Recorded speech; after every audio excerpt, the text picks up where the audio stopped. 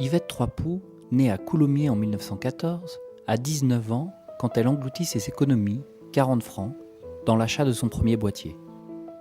Elle prend sa première photo dans le parc des Capucins, un cliché qui, une fois développé, s'avère être un modèle de composition alors qu'elle n'a jamais pris une seule leçon.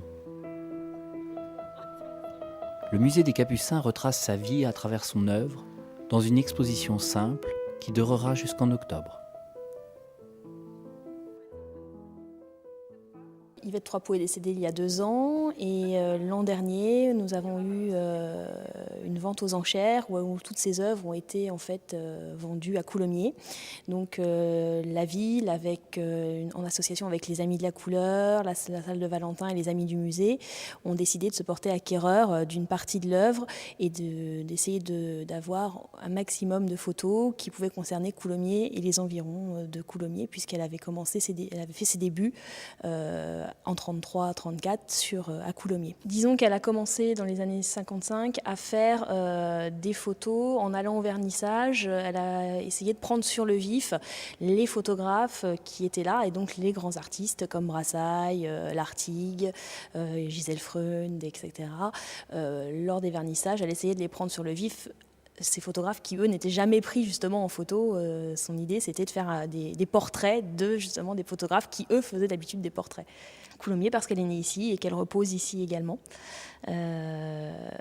Et qu'elle a gardé toujours une attache avec Coulommiers, même si elle est partie en 1936 après le décès de son père et de son frère.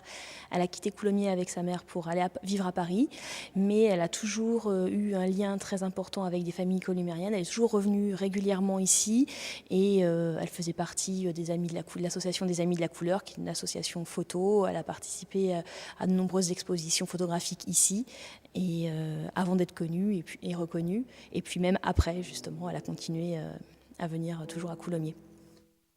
François Ebel, directeur des rencontres d'Arles, nous raconte. Elle arrivait avec son Leica et 2 ou 3 cabas, c'était notre mascotte. Et si Yvette n'était pas là, c'est que l'événement n'était pas important.